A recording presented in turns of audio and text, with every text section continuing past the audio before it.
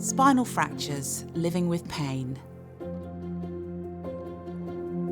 If you have spinal or vertebral fractures because of osteoporosis, one of the main problems people can experience is pain. Recent spinal fractures are often painful, and you may be looking for ways to relieve that pain. Even after these fractures have healed, some people continue to have long-term pain, and it may take some time to find a pain management approach that works for you. Whether you've had one or more recent spinal fractures or are dealing with long-term back pain, there are lots of things you can do to manage the pain and keep living your life. It's important to keep talking to your GP and the other healthcare professionals involved in your care so that you can work together to manage and improve your pain. While some people have little or no pain when they have a spinal fracture, it's common to have some pain for a while, and this pain can be quite severe. This severe but short-term pain is known as acute pain. A spinal fracture usually takes between 6 and 12 weeks to heal, and you should notice your level of pain gradually improving during this time. There are lots of ways to help manage your pain while your spinal fracture is healing. Your pharmacist can give you advice on the most suitable pain-relieving medicines to buy over the counter. If these don't help, talk to your doctor. They may offer to prescribe a stronger pain-relieving drug. There are many people that I've spoken to who really simply cannot live with the pain without taking some kind of prescribed medication to control it. The experience is going to be different for everybody, and there are lots of different types of medication and different people for different reasons on different medications. I was determined to get off painkillers as soon as I could, and to try and find some alternative ways of managing the pain, which worked for me. It doesn't work for everybody, but that worked for me. You may want to try a drug-free type of pain relief, either instead of or as well as a pain-relieving medicine. Some people get relief from placing either a heat pack or an ice pack on the painful area. You should be able to buy one of these from a pharmacy or online. If you're willing to pay a little more, you could look into buying a TENS machine, which uses tiny pulses of electricity to block the feelings of pain. You might find, though, that something as simple as changing your sitting position by placing a rolled-up towel at the base of your spine gives you some relief. There are some gentle stretching exercises you can do to help relieve your back pain. Our website, www.theros.org.uk, has a video and accompanying fact sheet called Exercises for Back Pain After Spinal Fractures, which shows you how to do these stretching exercises. You don't have to wait for your spinal fracture to heal. You can start these exercises at any time. But you may need to take it slowly to begin with, particularly if your pain is severe. I was given these bands to exercise with, and that's what I've been doing. And actually, I started quite soon after my spinal fracture, and it really has helped.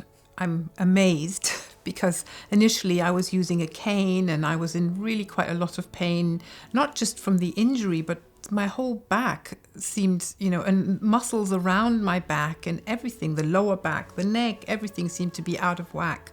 And these exercises have helped me to not use a cane anymore. It's important to try and avoid sitting and lying in one position for too long. If you can, spread out your activities and have regular rest periods. You might find it helpful to look up some relaxation techniques and to pace yourself by looking at your routine and spreading out periods of activity throughout the day. This can often help to prevent pain from flaring up.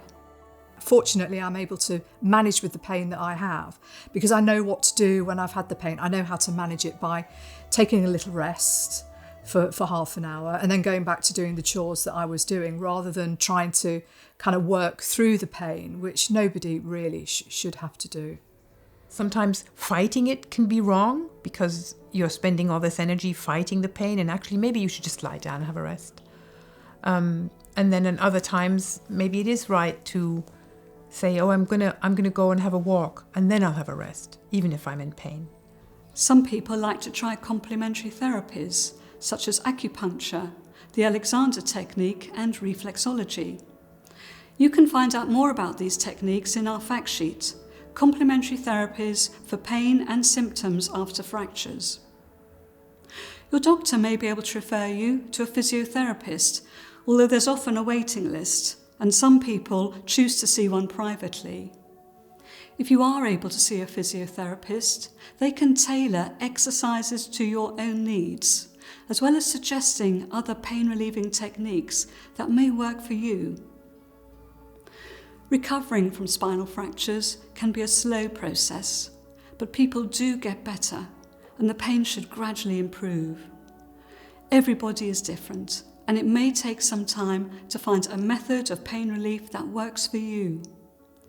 If you're finding it difficult to manage your pain, or you're struggling with low mood or not getting enough sleep, do speak to your doctor.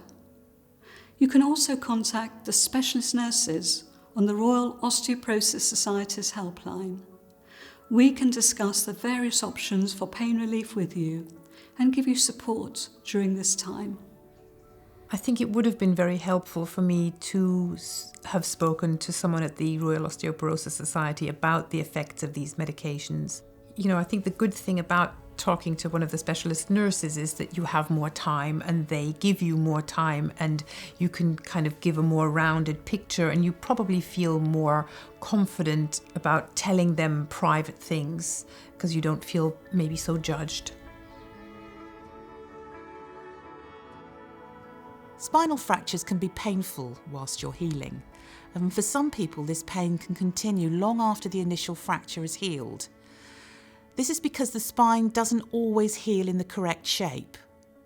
A spinal fracture happens when bones in your spine become weak and squash down on themselves. The bones heal in this new shape, so you may have ongoing pain.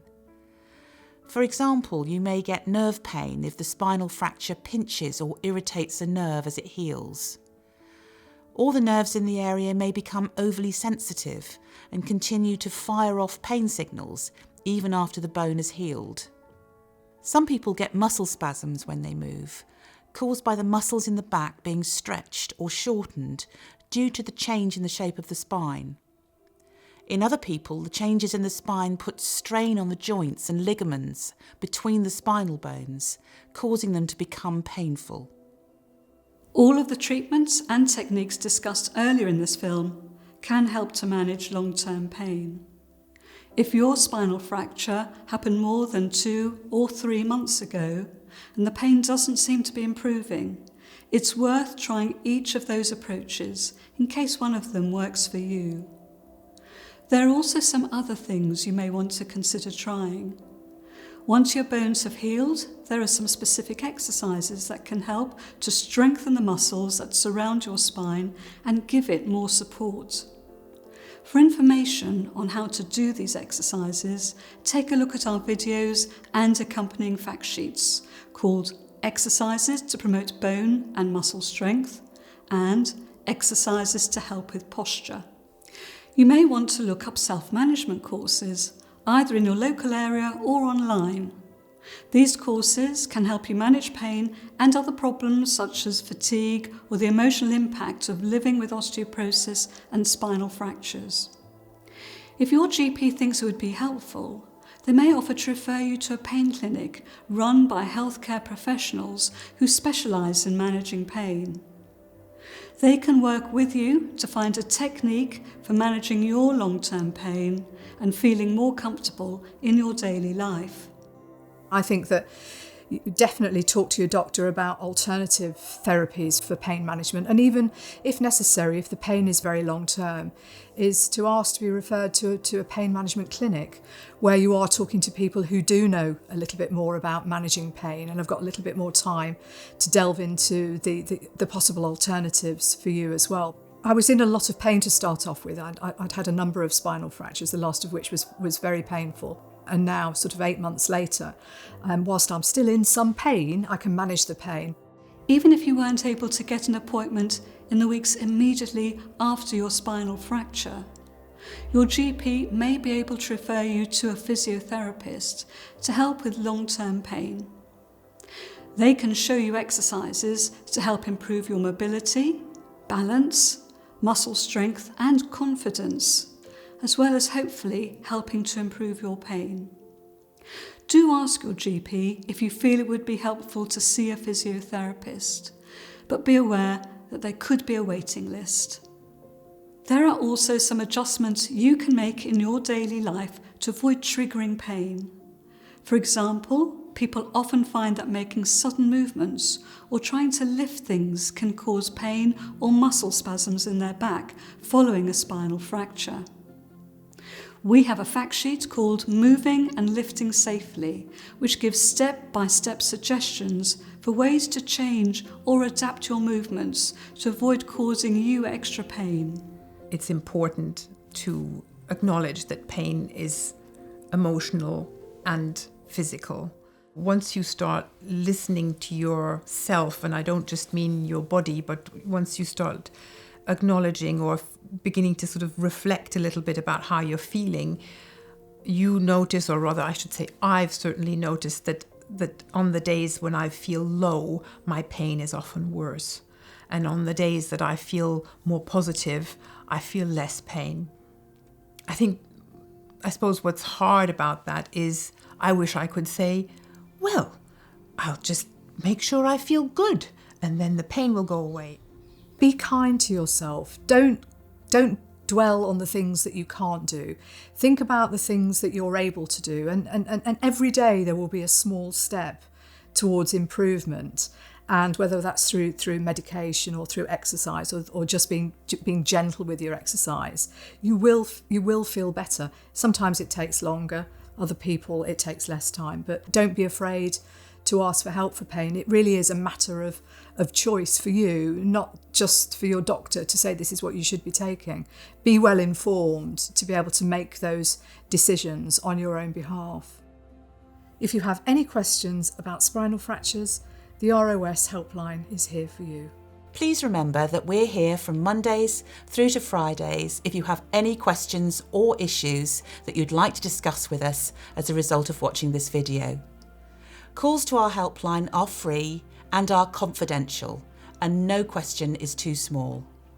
You can also visit our website to find out more about the subjects we've covered, plus a lot more besides. We have a network of support groups across the UK, led by volunteers for the benefit of people living with osteoporosis and broken bones. To find out more, please visit the support group pages of our website. Please do get in touch. We'd love to hear from you.